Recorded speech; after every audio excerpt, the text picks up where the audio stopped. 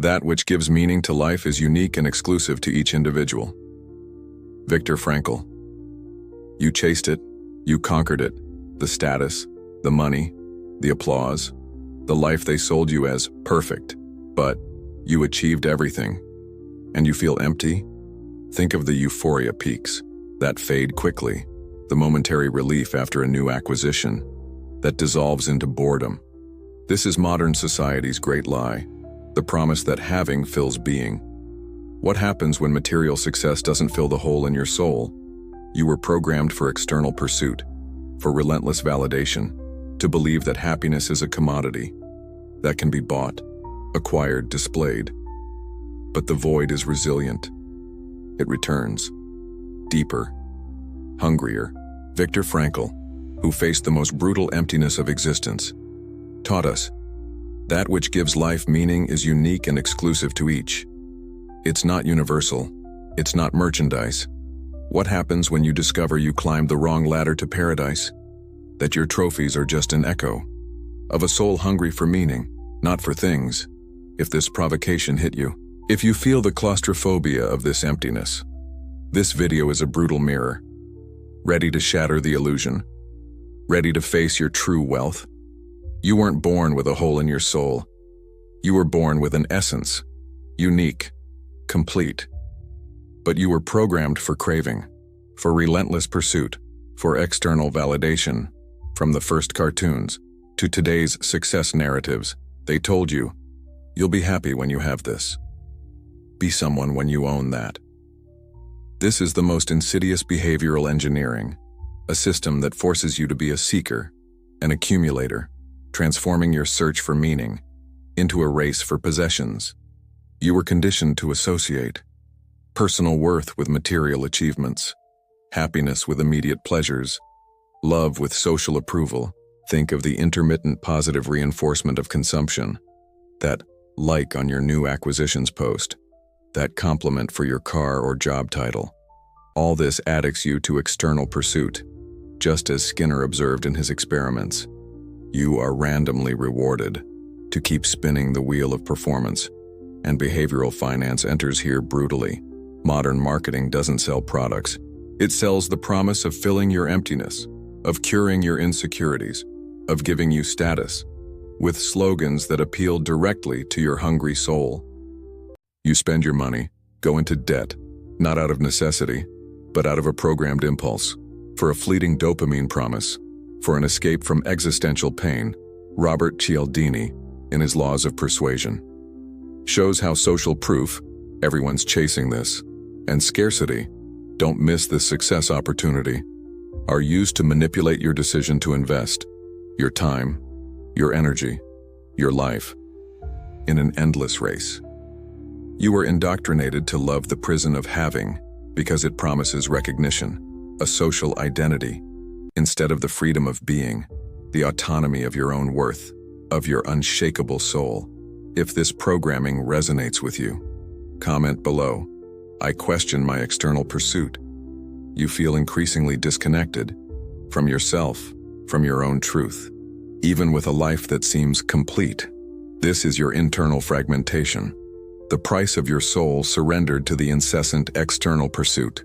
The shadow, according to Carl Jung, is everything you deny within yourself, your true passion, your vulnerability, your need for meaning that cannot be bought, your non-material purpose.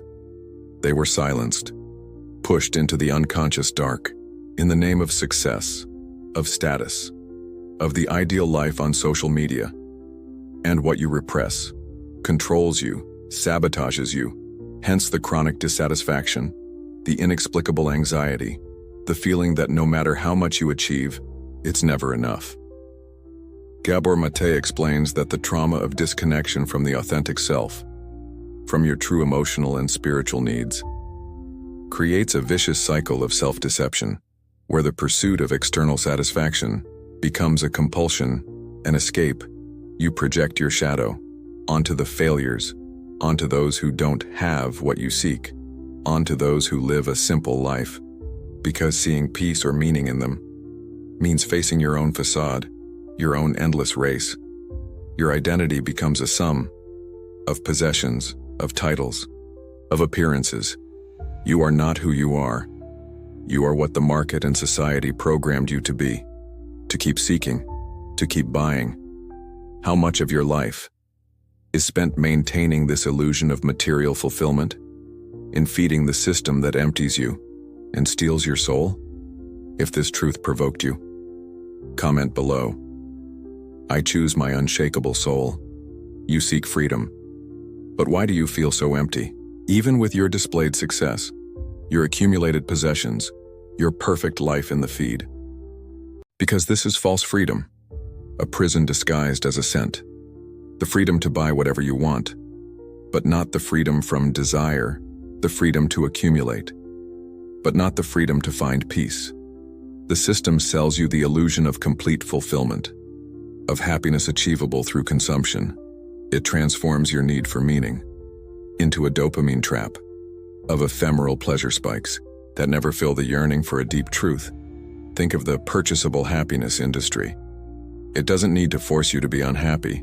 It just needs to create a cycle of dissatisfaction, always offering the next level, the next upgrade, the next pleasure, and profit flows.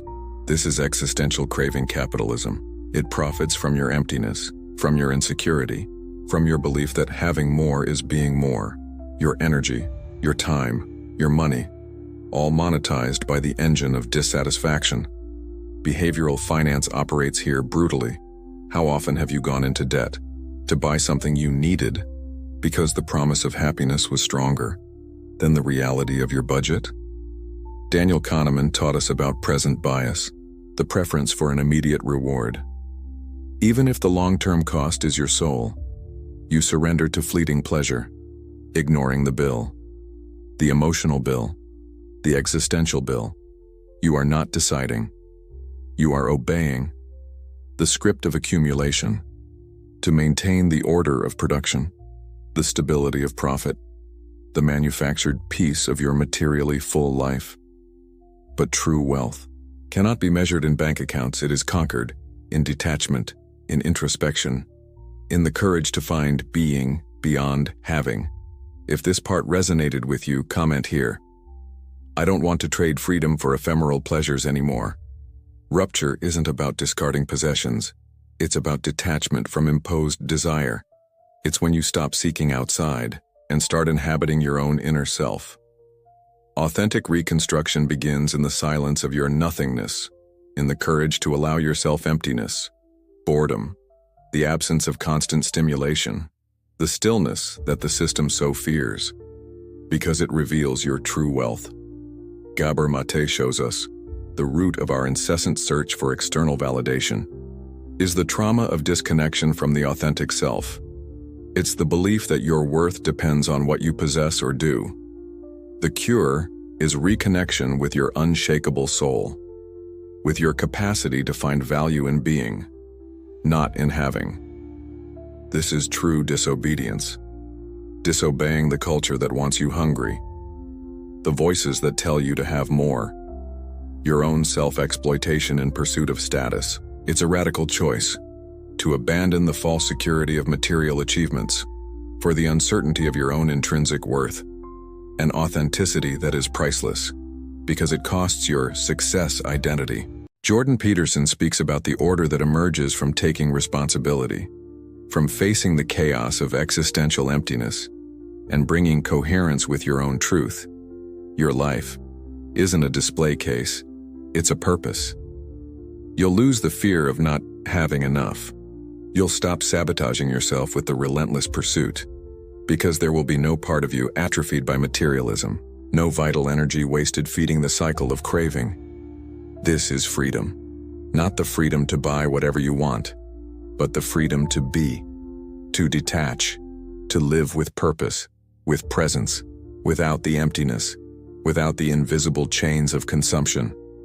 If you feel this is the moment to break through the walls of external pursuit, type in the comments, "The external pursuit programming ends with me," or send this video to someone trapped on the hamster wheel of having. The void of external pursuit. When success doesn't fill the soul, you achieved everything, and you feel empty. What happens when material success doesn't fill the hole in your soul? True wealth resides in the unshakable soul, not in the bank account. You are not what you own. You are not what you achieve. You are not what you display. You are a consciousness, capable of being, of feeling, of finding purpose, internally. The price of freedom isn't speech, but the courage to break the silence the system imposed on you. The courage to detach, to reflect, to be more than a number in financial statements. Choose your soul, even if it's not productive, even if it doesn't generate profit for the system. This is your deepest freedom, to be who you truly are. Beyond having, beyond external pursuit, beyond the imposed emptiness. If something awakened in you in this video, comment, "I see beyond the veil of emptiness." Share this content with anyone living trapped in the illusion of material pursuit. And if you want to keep breaking cycles with me, subscribe now. The shadow you avoid controls you. Freedom only frightens until you discover you were ready all along. Rupture is the beginning. Consciousness is the path to your unshakable soul.